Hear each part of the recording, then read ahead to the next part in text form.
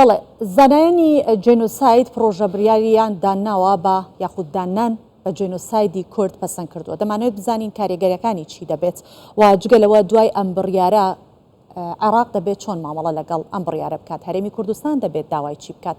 هەموو ئەمانە پرسیارێکن، کۆمەڵە پرسیارێکن کە لە عەدالەت عومەر نووسەر و لێکۆڵەری بواری جێنۆساید پرسیارەکانی لێ دەکەین. بەخێر هاتی خاتو عەدالەت، سپاس بۆ جەنابەت.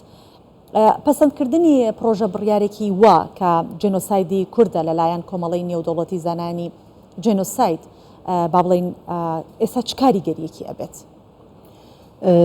خۆی من پێم باشە لە بیدایەتەوە خۆی بڕیار و هەنگاوێکی زۆر گرنگە بە نسبەت گەلی کوردستان پێشکەوتنێکی ترە لەو بوارە کە بتوانین لە ئاستی نێودەوڵەتی کۆمەلگای نێودەوڵەتی زیاتر دان بە مەسەلەی جێنۆسایدی گەلی کوردستان دابنێ. بەس ئەگەر ئەمە بگەڕێنەوە بۆ مێژوویەکی دوورتر لە پێش کۆڕەوە ملیۆنیەکە لە ساڵی 1970 بەرەی کوردستانی راپۆرتێکی لە مانجی 3 و 4 1970 لەبارەی ئەنفال دا بە کۆمسیۆنی مافی مرۆڤی نەتەوەی یەکگرتووەکان کە ئەمە هەنگاوێکی زۆر گرنگ بوو. لە 92 لە 91 لە مانجی 4 بڕیاری 688 کە بە نسبەت کورد ئیمزاکرا، ئەمە هەنگاوێکی گەورە بوو لە لایەن نەتەوەی یەکگرتووەکان و ئەنجومەنی ئاسایشی نێودەوڵەتی کە هێڵی 36یان دانا بۆ گەلی کوردستان بۆ پاراستنیان لە پاش کۆڕەوە ملیۆنیەکە. ئەمانە هەر هەمووی لە ڕێکخراوە نێودەوڵەتیەکان یعنی بابەتی کورد ئەنجام ینی تاوتۆ کرایە و باسی لێوە کرایە.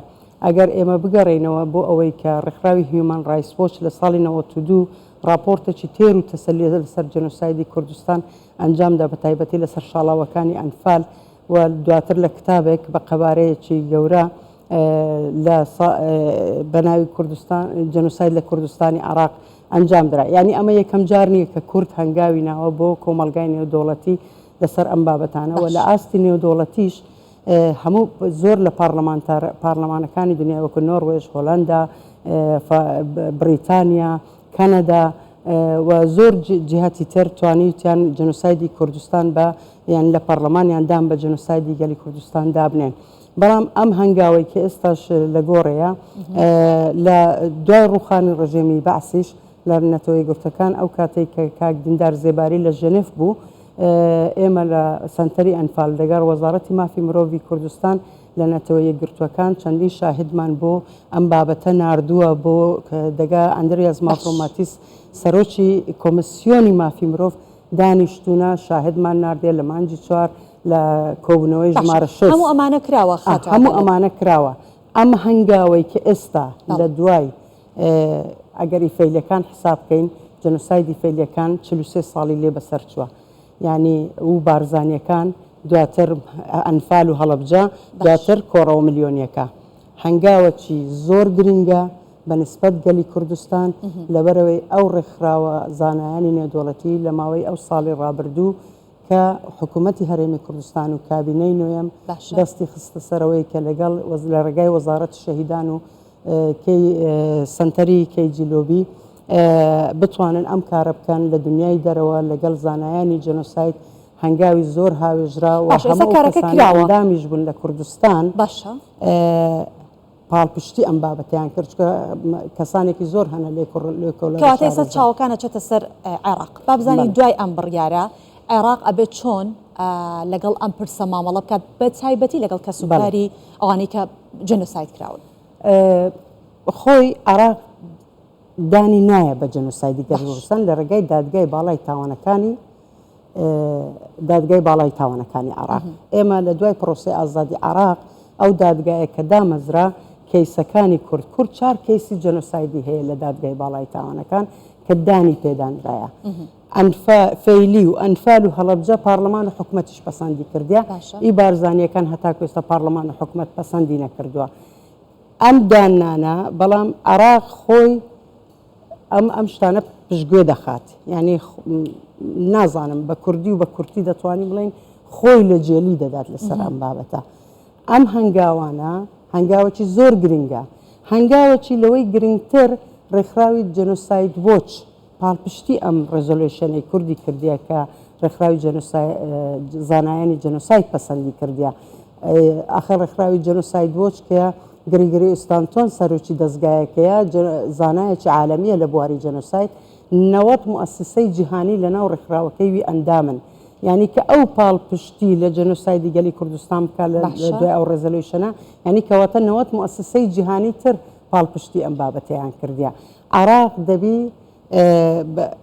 کار بە بڕیارەکانی دادگای تاوانەکانی عێراقکە کە مەسەلەی قەرەبووکردنەوەی مادی و معنەویە سەزادانی تاوانبارانە. باش ئەگەر هاتوو عێراق وەکو خۆت بە ئاماژەی پێەکەی ئەم بابەتە پشتگوێ ئەخات بە ئەم قەست، بەڵام ئەگەر هاتوو با بڵێن نەتەوە یەکگرتوەکان یەکێتی ئەوروپا پشتیوانی ئەمانەمان بەدەست هێنا، ئەتوانێت کاریگەری هەبێت لەسەر عێراق؟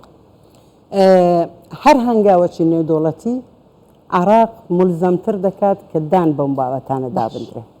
یعنی ئەم کارێکی ئەمڕۆ لە کوردستان، ینی بۆ گەلی کوردستان بە تایبەتی کە سوکاری قوربانیان ئەنجامدرا، هیچ لێکەوتەیەکی مادی نییە ئللا حکوومەتی عێراق دەبی قەرەبووی زەرەر و زیانەکان بکاتەوە. ئێمە نابی کۆڵ بدەین لەسەر ئەم بابەتە، هێشتا ڕێگا و هەنگاوی زیاتر مایە کە ئەنجامی بدەین. بەزەمە هەنگاوەکی زۆر گرنگ بوو، پێشکەوتنێکی باشتر بوو لە بواری ئەم پرسەیە خۆت ئەم بڕیارەکە دەرچووە کورد دەستکراوەتر ئەکات؟ کورد دەستکراوەتر دەکات لە ئاستی نێودوڵەتی و فشارخستن بۆ حکوومەتی عێراق. حکوومەتی عێراق لە ئێستادا خەریکی جەنۆسایدی ئابووری گەلی کوردستانە. یعنی ئەگەر ئەم بابەتی مەسەلەی موچە و ئەو بودجە و موچەی هەرێمی کوردستان بخینە ناو قالبەک، یعنی بەو پشتگوێ خستنەی بەو یاریکردنیە بە عەقڵی گەلی کوردستان، یعنی ئەمانە هەر هەمووی ئەگەر بمانەوێ بەڕاستی لێکۆڵینەوەیەکی تایبەتی لێ بکەین دەکەوێتە ناو قالبی جەنۆسایدی ئابووری گەلی کوردستان. یعنی عێراق هەتاکو ئێستا دەستوەستان ڕانەوەستایە لەسەر ئەم بابەتەی کە بیەوێ واز لە گەلی کوردستان بینی. ئێمە مێژووی عێراق دەزانین، یعنی لە سەرەتای دامەزراندنیەوە لە پاشایەتی و کۆماری یەکەم و دووەم و سێمە تاکو ئێستا هەر جارەی کۆمەڵێک جەنۆساید و تاوانی دژە مرۆڤایەتی و دژە جەنگی بەرامبەر بە گەلی کوردستان ئەنجامداوە. ئێستا ئەو دەسەڵاتەی نییە کە بیەوێ هجوومی سەر هەرێمی کوردستان بکە. دەنا ئەو نیەتە لە ناو عەقلیەتی شۆڤینی عێراق باقی ماوەتەوە. بەڵام ئەو هەنگاوەی کە بە جەنۆساید ناساندنی یا دانان بە جەنۆسایدی گەلی کوردستان کە هەموو فەقەرەکانی گرتیتەوە لە فەیلەکانەوە هەتاکو ئەنفال و جەنۆساید و مەسەلەی ئێزیدیەکانیش لە 2014 ئەمە هەنگاوەکی گرنگە بەنسبەت هەرێمی کوردستان. بەڵام دەبی حکومت بە دوواداچوونی بۆ بکات، دەبی لجانی تایبەتی بۆ ئەم بابەتە دابنێ لە ئاستی دنیا بڵاو بوونەوە. مەبەست حکومەتی هەرێمی کوردستان هەرێمی کوردستان ئێمە لە هەموو پارلەمان بەشێک لە پارلەمانەکانی دنیاە دانانمان هەیە، بەڵام ئەمە بەس قەرەبووکردنەوەیەکی معنەویە، هیچ لێکەوتەیەکی مادی لێ ناکەوێتەوە.